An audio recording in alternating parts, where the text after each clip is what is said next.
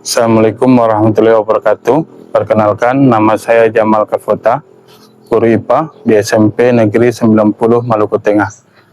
Izinkan saya berbagi praktek baik, menjaga kearifan lokal dengan pembelajaran kontekstual berbasis proyek.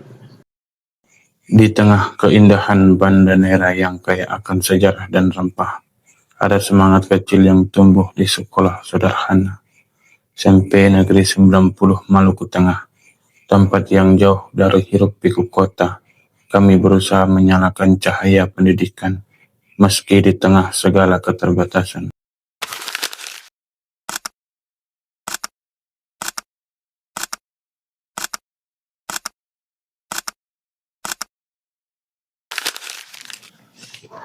Perkembangan digital dunia pendidikan sudah banyak mengalami perubahan, bahkan di daerah terpencil sekalipun. Kini, peserta didik belajar dengan sangat mudah, kapanpun dan dimanapun, karena ilmu pengetahuan sudah sangat mudah untuk diakses. Di balik kemajuan tersebut, nilai-nilai kearifan lokal sudah mulai terlupakan.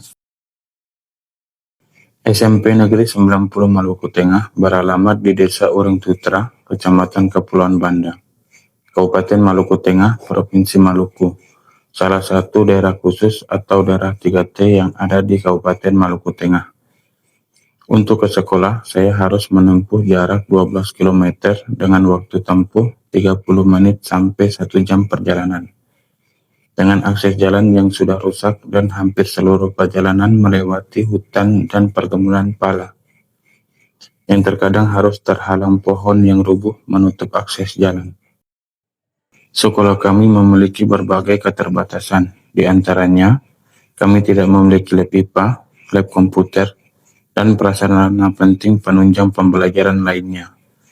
Kami hanya memiliki 3 ruang belajar dan hanya terdapat 35 peserta didik, ditambah 1 ruang yang kami manfaatkan sebagai kantor, perpustakaan, dan ruang guru.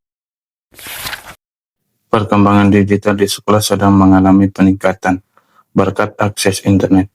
Akan tetapi ada dampak negatif yang kami rasakan. Di antaranya adalah perubahan minat belajar peserta didik, penurunan tingkat berpikir, dan kurangnya kepekaan terhadap lingkungan. Hal tersebutlah yang saya rasakan di dalam kelas, sehingga saya merencanakan kegiatan menjaga kearifan lokal melalui pembelajaran kontekstual berbasis proyek, suatu upaya untuk mengenalkan kearifan lokal kepada peserta didik dengan manfaat diantaranya yaitu pemahaman lebih mendalam, meningkatkan partisipasi, kolaborasi, dan menumbuhkan kebanggaan bagi peserta didik. Sedangkan tantangan yang saya hadapi meliputi kurangnya minat, sumber belajar, kendala waktu, dan biaya, serta manajemen kelas. Saya menggunakan hasil asesmen dari pertemuan sebelumnya, yang salah satunya menunjukkan bahwasanya peserta didik sangat tertarik dengan pembelajaran berbasis digital. Oleh karena itu, saya memanfaatkan platform rumah pendidikan, khususnya menu ruang murid.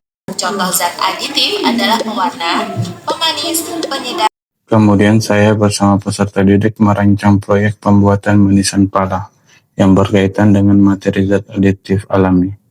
Kami memilih manisan pala karena selain menjadi salah satu makanan khas Banda Neira, bahan utamanya sangat mudah diperoleh. Kami kemudian bersama-sama menyusun jadwal kegiatan, mulai dari pengambilan bahan, kunjungan ke narasumber, hingga proses pembuatan manisan pala. Langkah-langkah pembuatannya. Buah pala diambil dari kebun, sebelum dikupas, direndam air laut. Setelah peserta didik memahami alat, bahan, dan proses pembuatan, serta melihat langsung produk manisan pala, mereka siap untuk membuat produk mereka sendiri di sekolah. Pembuatan manisan pala dilakukan secara mandiri oleh peserta didik di dalam kelompok. Saya berkolaborasi dengan guru informatika untuk mendampingi peserta didik dalam mendesain label kemasan produk menggunakan aplikasi Canva. Kegiatan diakhiri dengan presentasi hasil proyek. Kelompok 1 mempresentasikan penjelasan ilmiah tentang bagaimana gula dapat mengawetkan daging buah pala hingga menjadi kemanisan. Kelompok 2 bertugas mempromosikan produk manisan pala dalam bentuk kemasan kepada peserta didik di kelas lain, kepala sekolah, dan Dewan Guru. Assalamualaikum warahmatullahi wabarakatuh. Ya, perkenalkan nama saya Siberpay. Nama saya dan Balita Aji. Sinar Madaus. Ya, yang kami pegang adalah mesin kepala.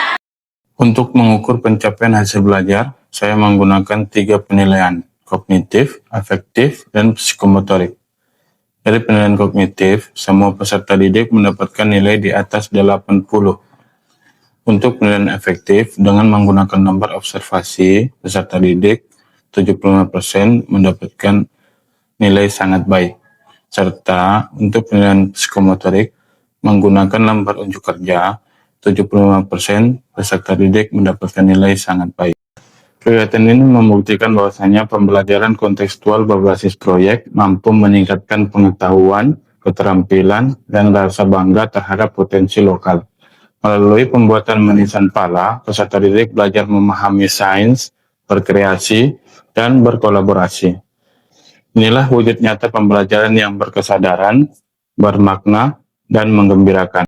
Awalnya kami mengira pembelajaran MIPA hanya berisi teori dan rumus, tetapi saat terlibat langsung, cara pembuatan manisan pala, kami menyadari bahwa sains ternyata juga dekat dengan kehidupan sehari-hari. Dari situ kami membagi dan bertanggung jawab membagi tugas dalam tahap pembuatan produk manisan pala.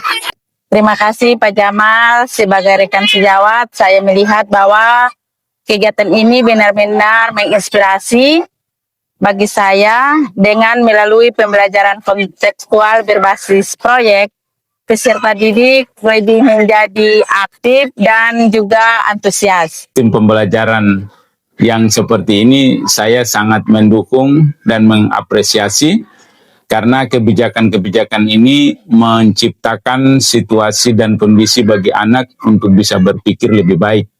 Lalu saya mendukung proses pembuatan Manisang Pala yang menjadi komuniti orang Banda, yang di daerah ini memang pala paling banyak, sehingga kalau anak-anak itu sendiri tidak mampu memanfaatkan ini rugi bagi kita.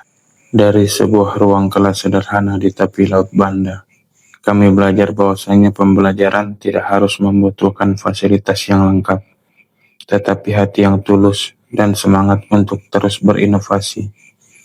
Melalui kegiatan ini, peserta didik tidak hanya memahami sains, tetapi juga menemukan makna tentang budaya, kemandirian, dan kerjasama.